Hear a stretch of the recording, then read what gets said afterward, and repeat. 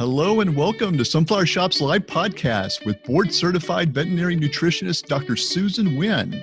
The topic we are covering today is about pet food. Is raw food better? That's a great question I hear quite often, so who better to talk to than someone who has over 30 years experience in this field? And speaking of questions, Dr. Wynn will be answering your questions towards the end of this interview. So if you'd like to post your questions in the Q&A box below, I will ask Dr. Wynn as many as time permits towards the end of this podcast. So while people are still joining, let me introduce Dr. Wynn for you. Dr. Susan Wynn is a graduate of the University of Georgia's College of Veterinary Medicine.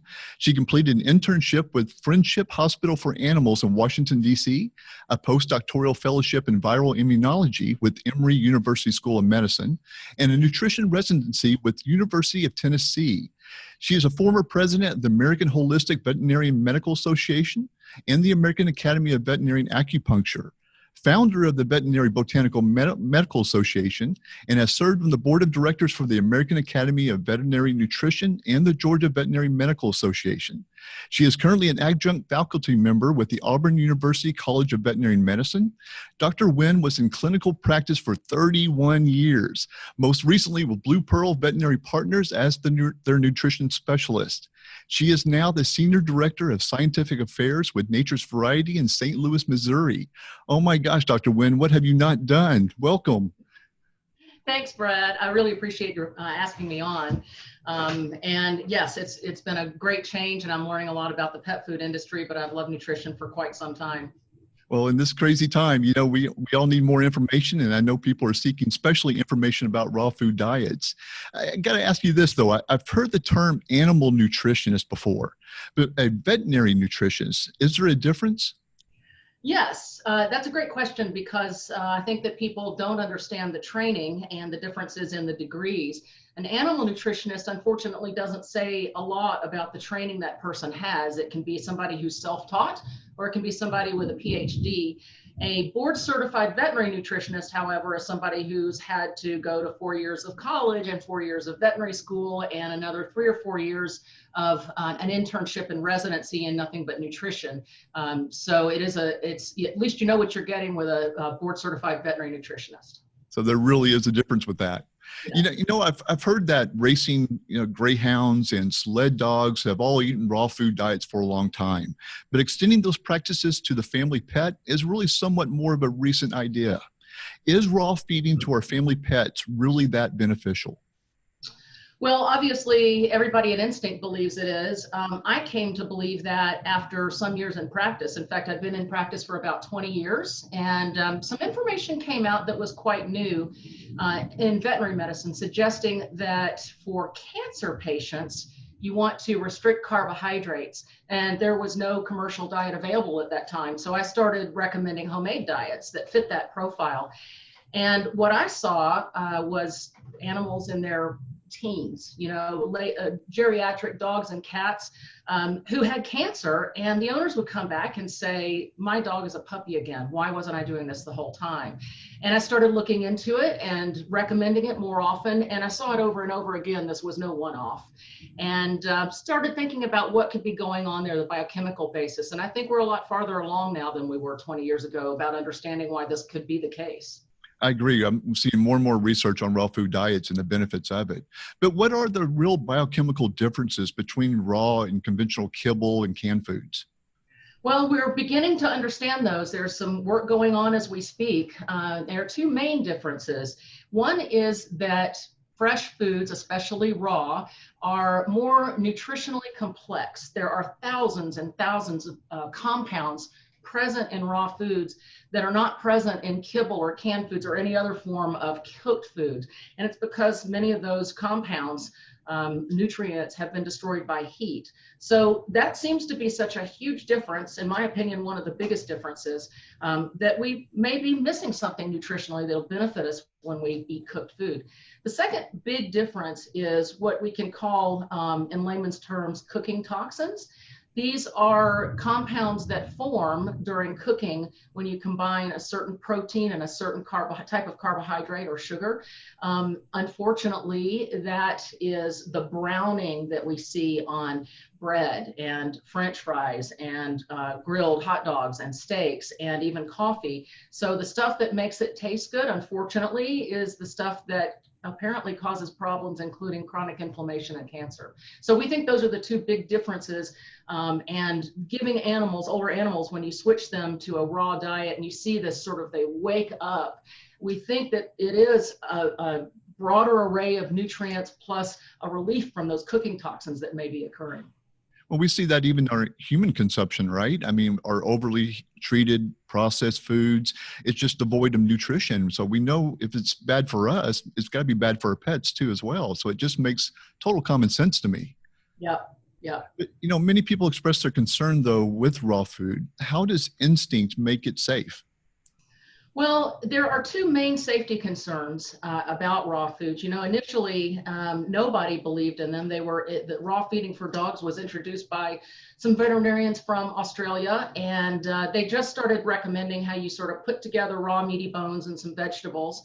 And we did start seeing a larger number of reports of nutrient deficiencies in pets after raw feeding became popular. Serious nutrient deficiencies, rickets and broken bones, and Really? all kinds of things that could be fixed by feeding a complete and balanced diet. So that's the first concern. The second concern is the pathogens, and we know that the meat supply in the U.S. is contaminated with salmonella and listeria, and pretty dangerous. E. coli, all these names. The same is becoming true in Europe, as a matter of fact. It wasn't until recently. So at least at Instinct, what we do is make sure, number one, that we are formulating complete and balanced diets, and our formulators have more experience probably than anybody in the industry.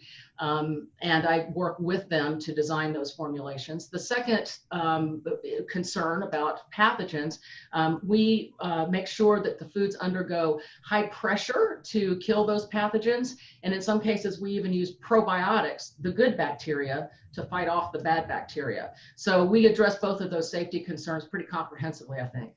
That is great. That's great. I got a two-part question here for you. A lot of the vets I talk to in this area, at least, say that there's really no proof for raw is being beneficial.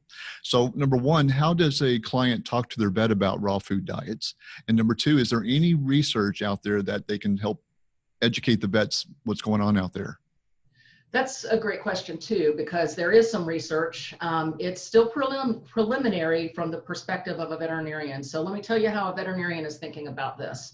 It's always risk benefit, right? So as far as they know, there's only risk. And as far as they know, raw diets are all unbalanced and they are all dangerous. And that's not true anymore. We have some good commercial raw diet pet food companies that are doing a good job on one or the other, or I know that we do both. Then if you can convince your veterinarian that we can make a safe raw food, the next comeback is going to be, well, what's the benefit? Why would you change? Right. And obviously, we can all do the Google searches and we can all discover the thousands of testimonials that are out there. I saw hundreds in practice. We all know it, but if you can't prove it, it doesn't exist yet in their minds. We are beginning to see some research though. At Instinct, we're doing some in-house research that documents the levels of cooking toxins in kibble and canned foods and even dehydrated foods compared to raw foods. We're also looking at many of those nutrients, for instance, the flavonoids that you find in fruits and vegetables that we know help to do things in people like prevent cancer. We're looking at the levels of those in the raw foods as compared to cooked foods, and they certainly are there. So that's a little bit of research, but it's still a little theoretical for veterinarians. The second bit of research that I think is going to be pivotal really is coming out of the University of Helsinki.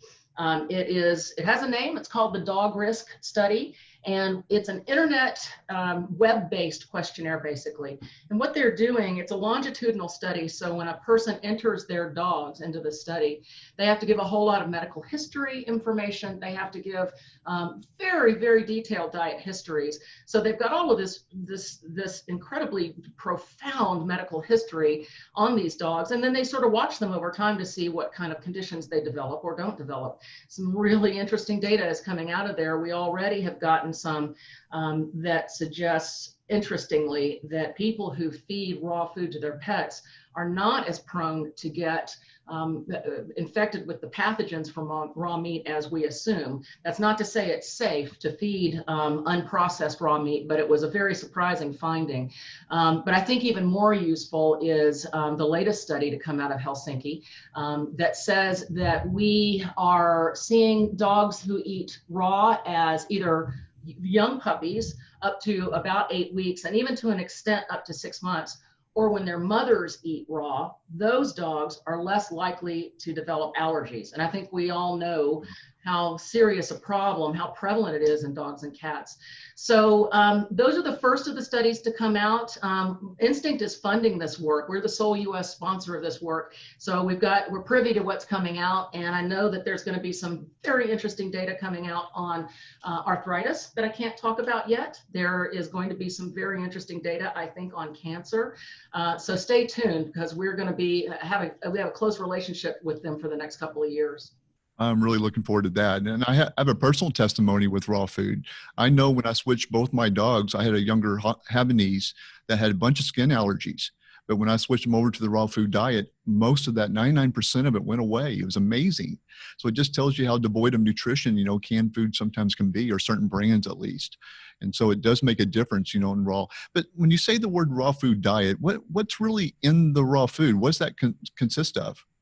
Well, it depends on the individual designing the formulation, if you're doing it at home, which we obviously don't recommend, or the company and what their philosophy is. Certainly one of the more old-fashioned philosophies of feeding raw was that you had to feed nothing but meat. And this was the belief that dogs and cats don't eat any carbohydrates or have any vegetation in their diets, which is untrue on a number of levels, probably beyond the scope of this discussion. We believe in the preventive medicine aspect of fruits and vegetables. Clearly, these are a part of the diet, however small compared to humans. They are a part of the diet for dogs and cats. And we believe that keeping them in there as part of preventive nutrition is important. And so, for instance, we've got formulas that are 85% meat, 15% fruits and vegetables, and some that are 95.5, and most of the raw companies are somewhere in that range to a greater or lesser extent. Very interesting. What other conditions seem to benefit from raw feeding? Have you seen anything else that really works good for? I would say that if a veterinarian, for instance, is looking for indications to switch to raw, for me, it's looking at chronic inflammatory diseases, because that's where it seems to work. It seems to reduce inflammation, calm down inflamed tissues and joints.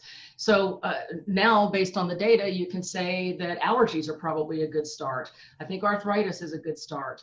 I used to use it with some animals that had some chronic immune-mediated disorders. And certainly, there are things that we don't think about as being chronic inflammation, including aging. So for many simply geriatric dogs and cats, I'd recommend raw in many cases. Wow, that is awesome. So we're seeing a lot of benefits. Raw food does really have its place here. You can definitely see that. Just to remind everybody, if you have any questions, you can type in your question to the Q&A box below. We do have a question from Jenny right now, Dr. Wynn. It says, what is the best way to transition a cat from dry food to raw? Oh, that's a good one. My favorite. Cats are not necessarily picky by nature, but cats develop their taste, their palate, as it were, at about 8 weeks of age. And most people in the US tend to just put them right on dry food, and that's what they eat all of their lives. And so that's all they want to eat as they get older. It's not going to be possible, really, especially if you free feed your cat, to just introduce something new and expect them to be open-minded. So you have to kind of encourage them to be open-minded. And you do that by first, this is Dennis, by the way, I'm I was sorry. going to say, what's your cat's name? You can see why he's called Dennis. What you have to do first is to control their meals. And so you can't free feed. You have to turn them into meal feeders. And then you have to cut back the food just a little bit. And you can do this under a veterinarian advice, but you cut back the amount you're feeding at each meal just a little bit. And when you start to note that they are a little bit more open-minded, maybe the touch hungry, then you can start adding a small amount of the raw in. But there is no way it'll work as long as you free feed a cat. You have to get control of those meals and turn them into meal feeders first. Okay, that sounds like a good plan. Hey, I learned a little bit of a fun fact about you. I heard that you spayed the King of Jordan's dog in 1988. Is that correct? That is true. Well, tell me that story. How did that come about? You know, I worked in Washington, D.C., and when you work in D.C., you run into people all the time. And I just happened to have a client who was the sister of the Queen, and they invited me. She trusted me, so they invited me over there to do that surgery. And certainly it was not just me. I had the help of their vet and nurses and doctors from the human hospital because it was the King of Jordan. But it was a team effort, and it was a great experience. That is great. That's very interesting, I have to say. We have another question from Denise. She says, I had 3 large dogs and feeding all raw is very expensive. Can I mix it with kibble? Yes, there is this rumor out there that it's not safe to mix kibble and raw foods, and it's simply untrue. People do it every single day. In fact, if you look at the boosted kibbles out there that are freeze-dried raw and kibble, if that were true, nobody could tolerate those. So you absolutely can. It is, I will say that based on our biochemical studies and based on what we're seeing out of the dog risk study, the more the better. But there is at least one condition, and that is allergies, where it seems like if you can combine at the very least 20% raw with kibble, you can see some of the benefits of raw. But again, more is better, but absolutely, I think some is better than none. Why do you think that rumor even surfaced, that you couldn't mix them together? That's a good question. I will just say this, that raw feeding sort of grew up at the same time the internet grew up. You can draw your own conclusions. Yeah, okay, makes sense. Makes sense. Just a softball question for you. I always like to ask vets this. What's your opinion on vaccinations for animals?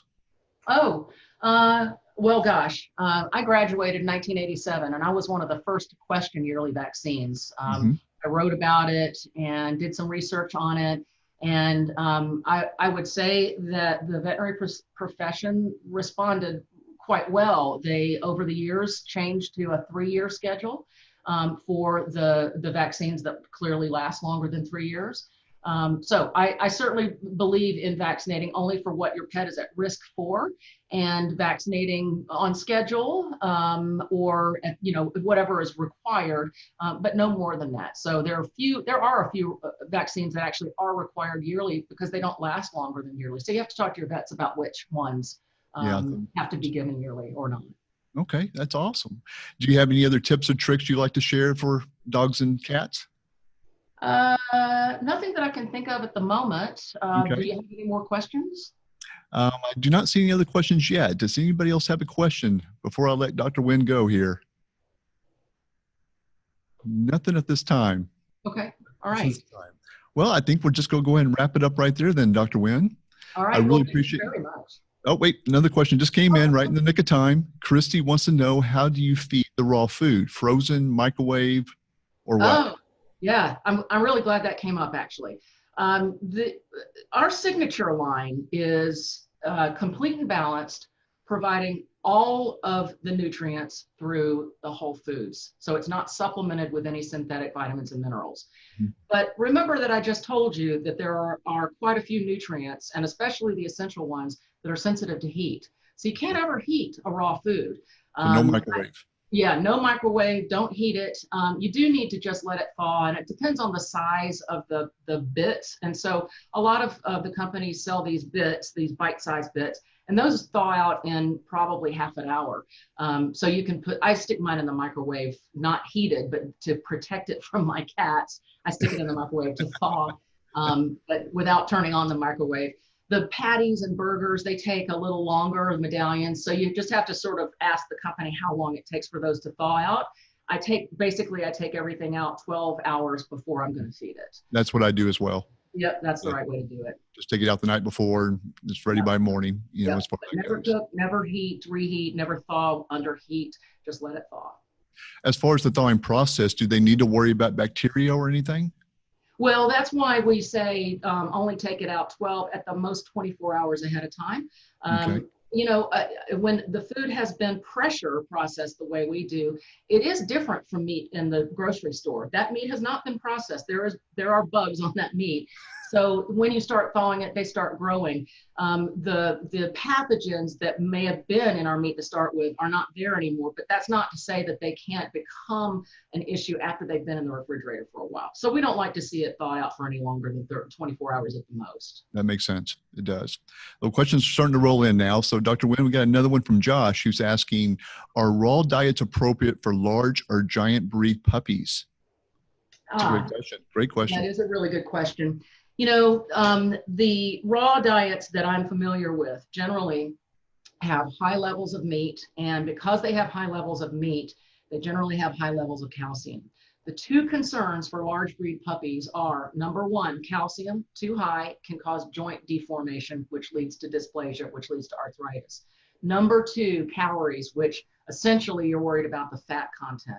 Raw diets tend to be high in both. So the only way to safely feed, and I couldn't guarantee that this is not going to cause problems, but the only way to safely feed raw to a large breed or a giant breed would be to keep them very thin, which we should do anyway. But I think you should probably have the discussion with your veterinarian about it. And if it says it's not for large breed dogs on the label, because they're required, an appropriate nutritional adequacy statement is required to say what life stage it's appropriate for. Is it appropriate for growth? And if so, is it appropriate for large breed puppies? So if it says it's not appropriate, don't feed it to a large breed puppy. Don't do it. It makes sense. Caitlin wants to know, how long should she take to transition her dog to raw if she's eating kibble today? That depends on the dog, but I think it's always a good idea to be cautious the first time you do it. So you could take 5 to 7 days to do it the first time, and you just do it, you transition basically in percentages. So you can start with 1/4 raw and 3/4 of the old diet, do that for a couple of days, and then half, do that for a couple of days, and then 3/4, 1/4 for a couple of days. Most dogs will do fine like that. Cats, by the way, are not as sensitive to diet transitions, but you can do the same thing if it makes you feel better. Some dogs will require, 10%, 20%, 30%, so 10% increments to take 10 days. I have seen some extremely sensitive animals that we just decided to knock it back to a month to make that transition. But honestly, my dog, we go cold turkey because I know that she doesn't have a problem. So you need to really establish how sensitive your dog is and then base the transition time on what you know about your dog. Great question.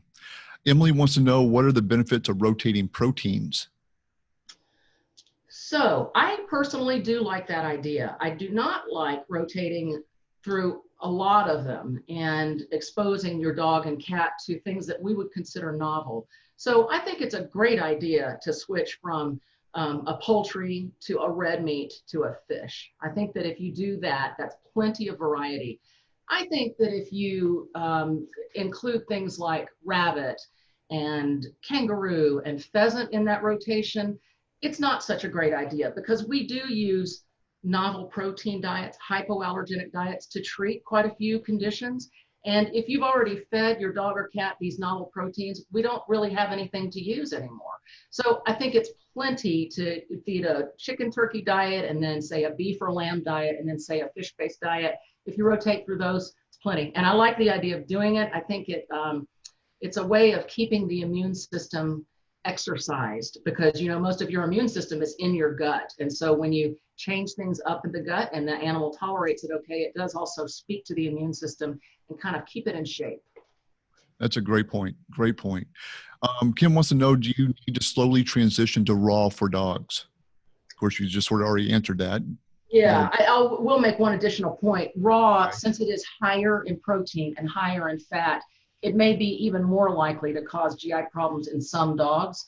Mhm. So certainly many kibbles can do the same thing, but yeah, I would be more aware if you're switching from a kibble to a raw, it's a much more dramatic transition than switching from one kibble to another kibble in a lot of cases. Yeah, it makes sense. Excuse me if I butcher your name, but Malake is asking any recommendations for someone looking into a career as a vet? Great question. It is a great question. I would talk to a lot of vets and go work for one as kennel help to start out.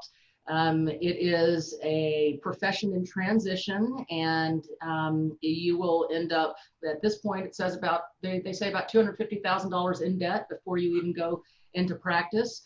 So you have to be very serious about it and have a plan. And I would just spend time with some vets before you make the decision to start applying.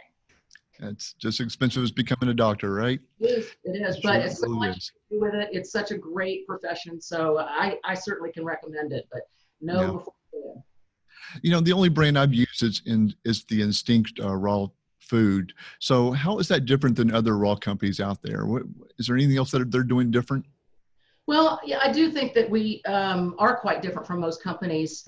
We have the expertise of PhDs and master's degree formulators who have been in the business, have worked for the largest companies, pet food companies on the planet. So our formulations are checked and rechecked so that we know they contain what we want them to contain nutrient-wise. They're complete and balanced. We analyze them to make sure they're complete and balanced. The signature line has been through feeding trials to make sure that they pass them. So there is that safety part. The other safety part, as I mentioned before, is we have a zero tolerance for pathogens. So we check and check and we check again. We test and test, and they don't go out if they've got pathogens in them.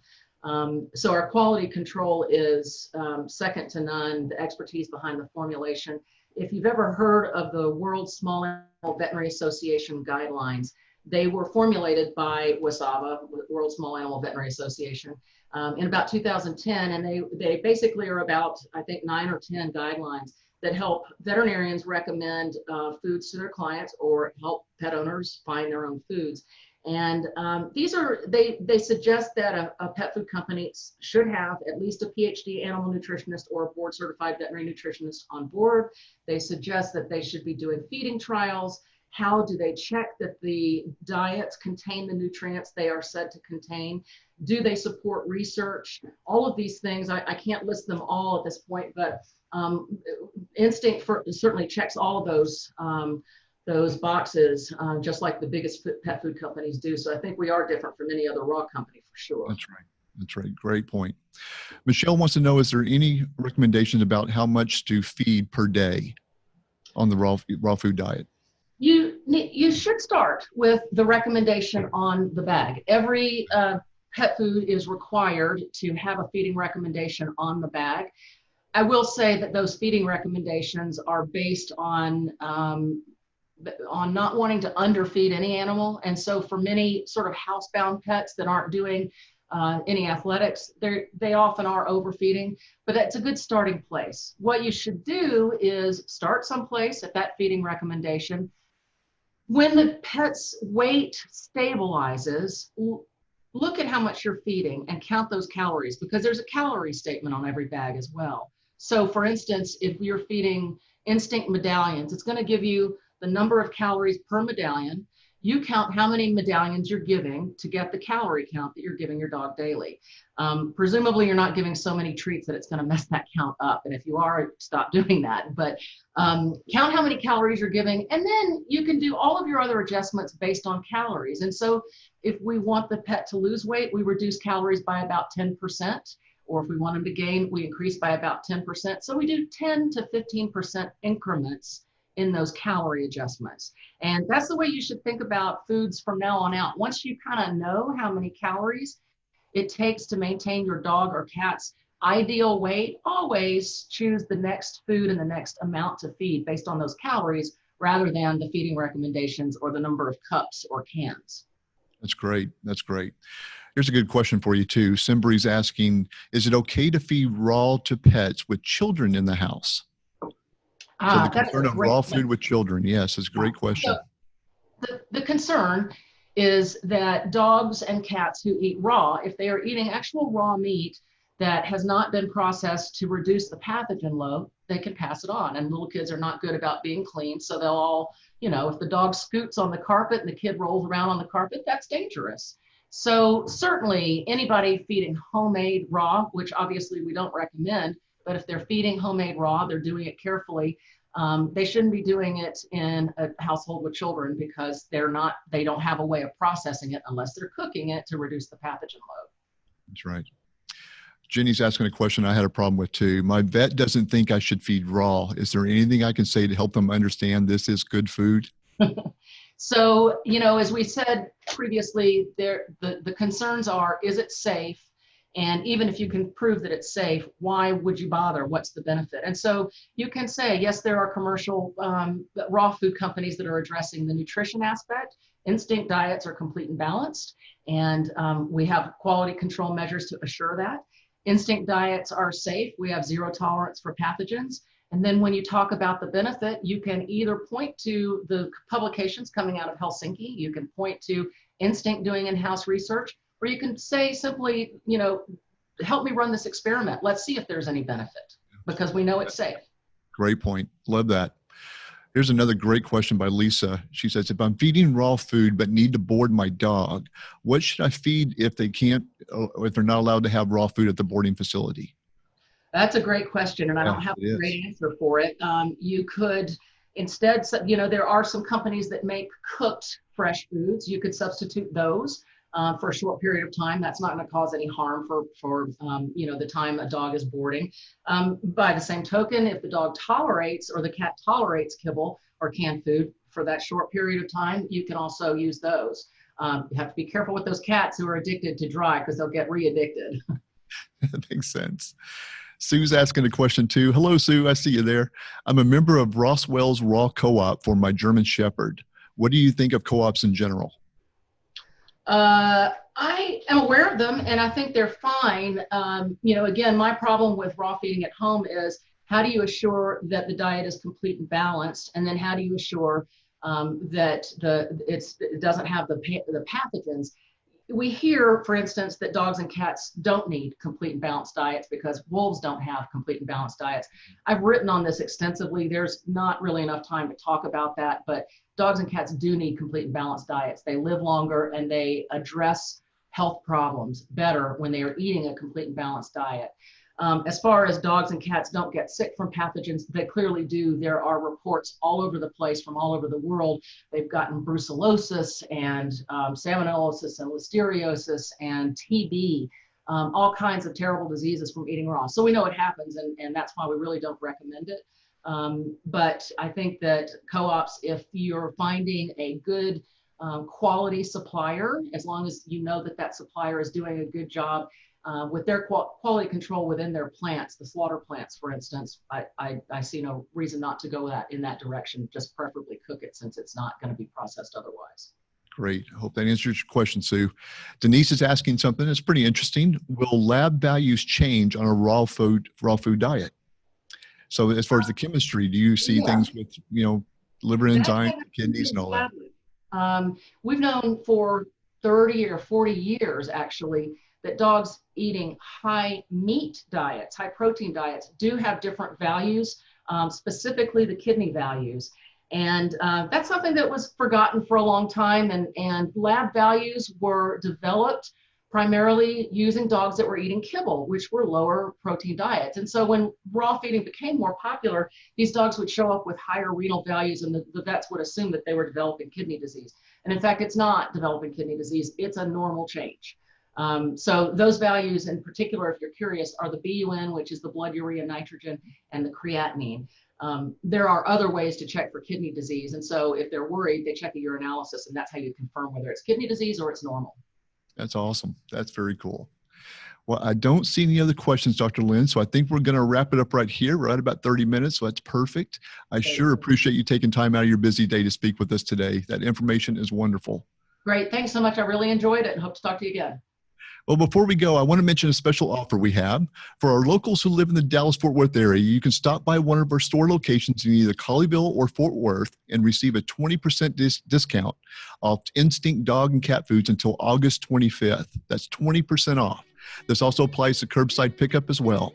If you live outside Dallas-Fort Worth area, visit sunflowershoppe.com to find Instinct's raw signature brand and other Instinct pet foods on our website, but shipping is limited to certain products.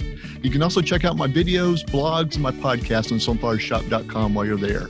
Thank you all for joining us today. Until next time, stay healthy and keep your pets healthy too.